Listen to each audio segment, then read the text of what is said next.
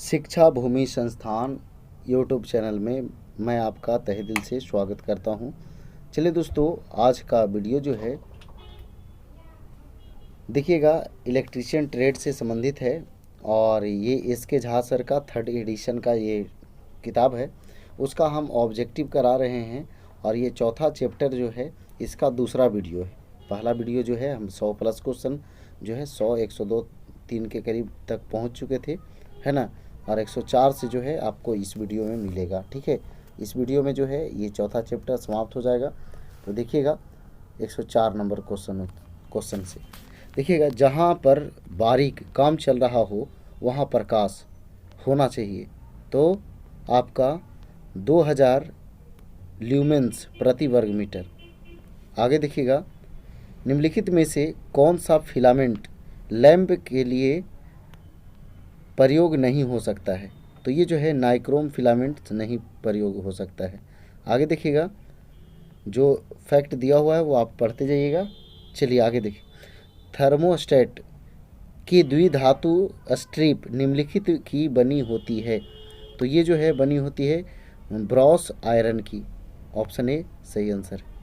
आगे देखिएगा, प्रदीप्ति के संदर्भ में अवमूल्यन गुणांक क्या बतलाता है। तो ये जो है आपका लैंपों से प्राप्त प्रकाश की कमी बतलाता है। Option D. आगे देखिएगा 108 नंबर क्वेश्चन।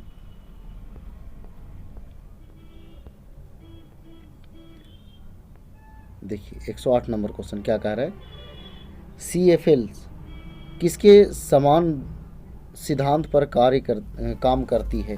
तो ये जो है आपका प्रदीप्ति लैंप के सिद्धांत पर काम करती है। आगे देखिएगा, अगला क्वेश्चन है, यदि जलती हुई ट्यूबलाइट का स्टार्टर निकाल दिए जाते हैं तब ट्यूबलाइट क्या होगा। तो जलती रहेगी। Option C.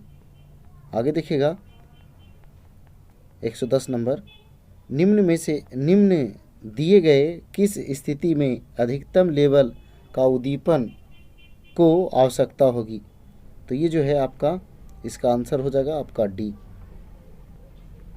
आगे देखिएगा, सुरक्षा के दृष्टिकोण से स्विचों को निम्नलिखित का नियंत्रण करना चाहिए। तो ये जो है आपका फेज तार। आगे देखिएगा अगला क्वेश्चन 112, घरों में पंखे और लैंप निम्नलिखित में जुड़े हुए होते हैं। तो ये आप सभी जानते हैं कि समानांतर क्रम में होते हैं, है ना। झार फाटक वाला जो होता है वो श्रेणी क्रम में होता है। आगे देखिए, अगला क्वेश्चन है 113 नंबर, क्या कह रहा है, भार को स्विच ऑफ करने पर स्पार्किंग होने का कारण है कि परिपथ में निम्नलिखित विद्यमान हैं।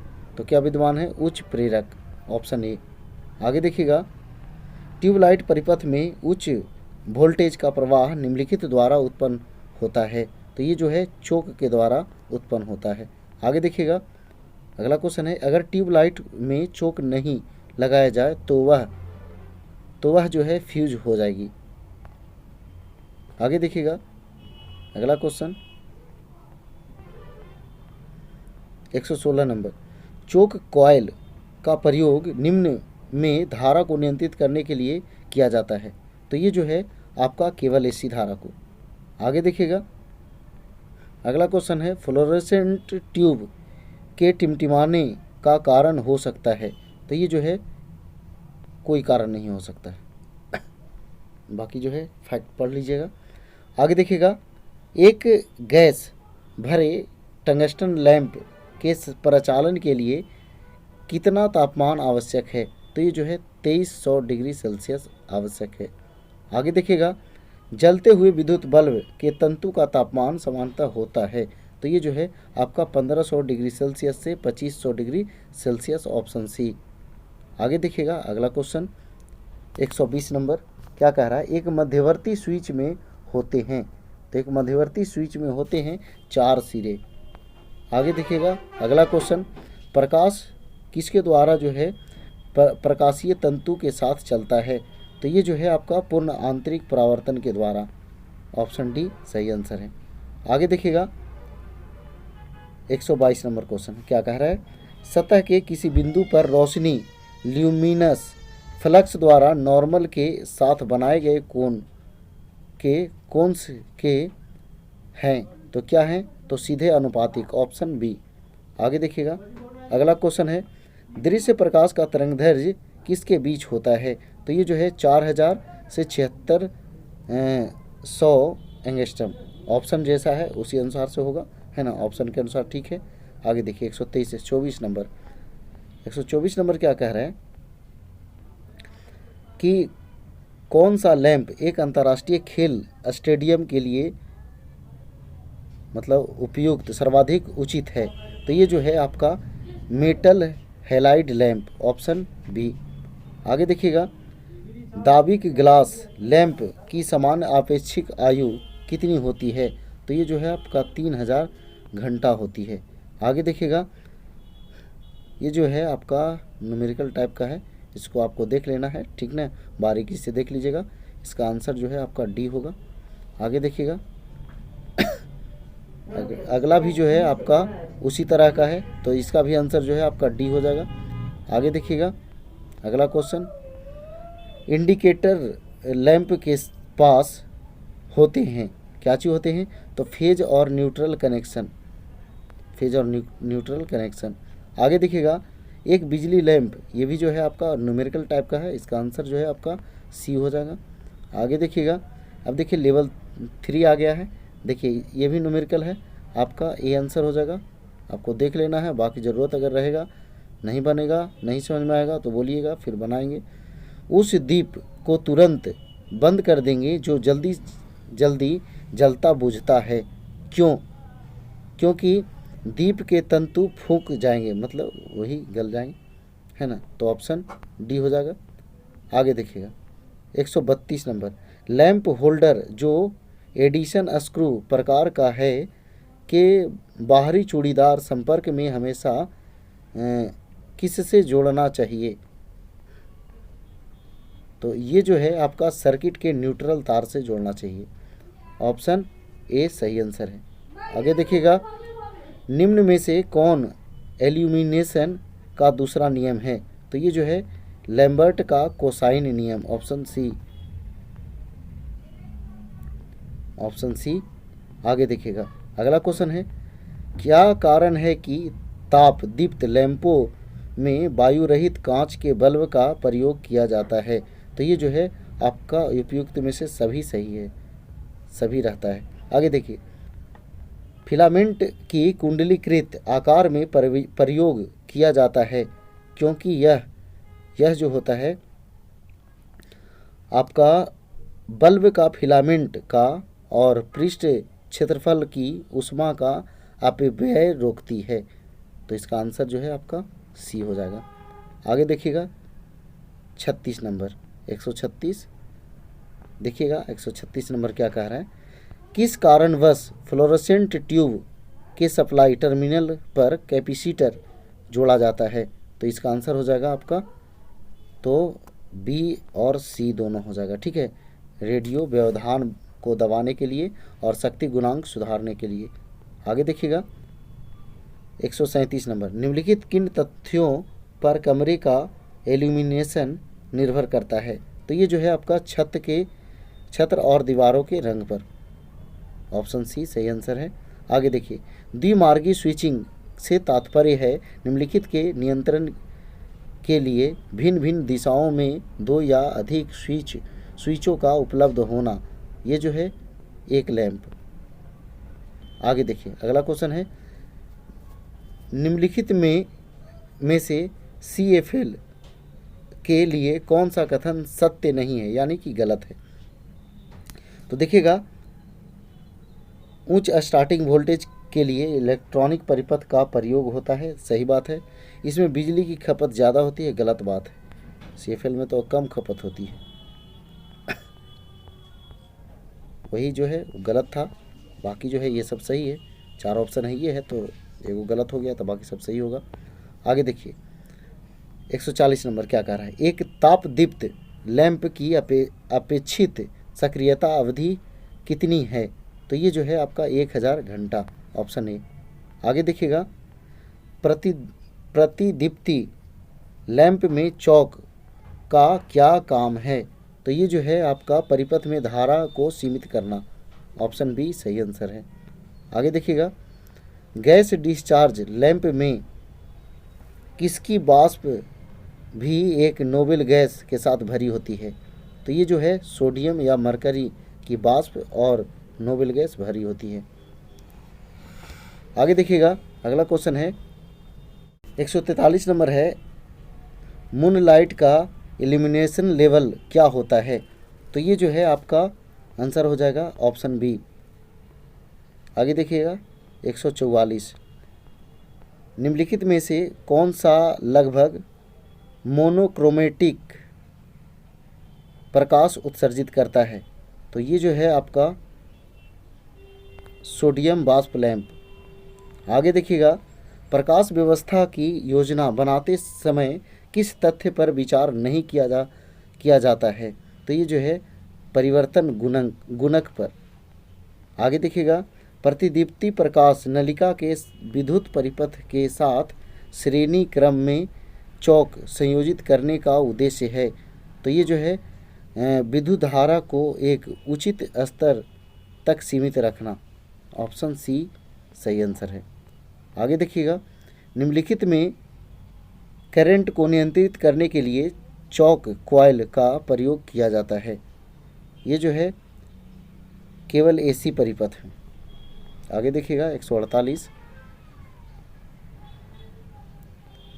148 फ्लोरोसेंट ट्यूब की ब्लिंकिंग निम्नलिखित के कारण हो सकती है?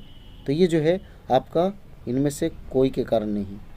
आगे देखिएगा, प्रकाश स्रोत से किसी सतह की प्रदीप्ति किस पर निर्भर करती है? तो ये जो है दूरी के वर्ग के प्रतिलोम समानुपाती, ऑप्शन बी। आगे देखिएगा 150 नंबर, प्रतिदीप्ति लैंप में चोकर यानी चौक क्या करता है? तो ये जो है आपका प्रारंभ में आर्क प्रारंभ करने के लिए उच्च वोल्टता उत्पन्न करता है, ऑप्शन डी। आगे देखिएगा 151 नंबर क्या कह रहा है, स्विच ऑन किए जाने पर छत का पंखा यदि कम चाल से उसी दिशा में घूमना शुरू कर दे तब यह समझना चाहिए कि कैपेसिटर खराब हो गया है। क्या हो गया है? तो खराब हो गया है, तो ऑप्शन सी हो जाएगा इसका सही आंसर। आगे देखिएगा, अगला क्वेश्चन है 152 नंबर, प्रत्यावर्ती धारा सप्लाई पर फ्लोरोसेंट ट्यूब के साथ प्रयुक्त चौक का कार्य है? तो ये जो है आपका इसमें से दोनों कार्य है। ट्यूब को किक स्टार्ट करने के लिए उच्च वोल्टेज पैदा करना, चलते समय ट्यूब की डिस्चार्ज करंट की परिणाम को सीमित करना, यानी कि ऑप्शन सी सही आंसर हो जाएगा। आगे देखिएगा, रोशनी के तिरछे प्रभाव के लिए किसका प्रयोग होता है? तो ये जो है कोणीय होल्डर का प्रयोग होता है। आगे देखिएगा, सामान्य बल्ब की तुलना में प्रतिदीप्ति नली जो होती है वो अधिक प्रकाश देती है, ऑप्शन बी। आगे देखिएगा 155 नंबर क्या कह रहा है, जब प्रदीप्ति टिप के साथ शक्ति गुणांक सुधारने के लिए संधारित्र प्रयोग किया जाता है तो शक्ति गुणांक हो जाता है तो 80% हो जाता है। आगे देखिएगा, अगला जो है न्यूमेरिकल टाइप का है, इसको देख लेना है आपको, ये आंसर हो जाएगा। आगे देखिएगा, नियॉन साइन नली का कार्य सिद्धांत है? तो ये जो है आपका गैस विसर्जन प्रभाव, ऑप्शन बी। आगे देखिएगा, अगला क्वेश्चन देखिएगा क्या कह रहा है, यदि 100 वाट 250 वोल्ट अंकन के दो बल्बों को 250 वोल्ट स्रोत से श्रेणी क्रम में संयोजित कर दिए जाएं तो क्या होगा कि दोनों मंद प्रकाश पैदा करेंगे, ऑप्शन बी। आगे देखिएगा, ये जो है आपका न्यूमेरिकल टाइप का है, इसको मिला लेना है, आंसर हो जाएगा बी। आगे देखिएगा, एक प्रदीप्ति दीप जलता बुझता है तो जो है क्या होगा कि दीप के तंतु फूके जाएंगे, यानी वही पहले भी क्वेश्चन रिपीट। किसी ऑपरेटिंग फ्लोरोसेंट लैंप की चोक कॉइल को शॉर्ट सर्किट किया जाता है, इसका दुष्परिणाम क्या होता है? तो ये जो है फ्लोरोसेंट लैंप तत्काल बुझ जाता है, ऑप्शन बी। आगे देखिएगा अगला क्वेश्चन जो है 162 नंबर, ये जो है न्यूमेरिकल टाइप का है, इसको आंसर जो है आपको मिला लेना है, बी हो जाएगा। आगे देखिएगा 163 नंबर, एक फोटो इलेक्ट्रिक युक्ति जिसमें धातु का प्रतिरोध इस युक्ति पर पड़ने वाले प्रकाश के अनुपात में परिवर्तित होता है कहलाती है, क्या कहलाती है? तो ये जो है प्रकाश चालक सेल कहलाती है, ऑप्शन डी। आगे देखिएगा 64 नंबर, प्रदीप्ति के संदर्भ में अवमूल्यन गुणांक क्या बतलाता है? तो ये जो है आपका लैंपों से प्राप्त प्रकाश की कमी बतलाता है, ऑप्शन डी सही आंसर है।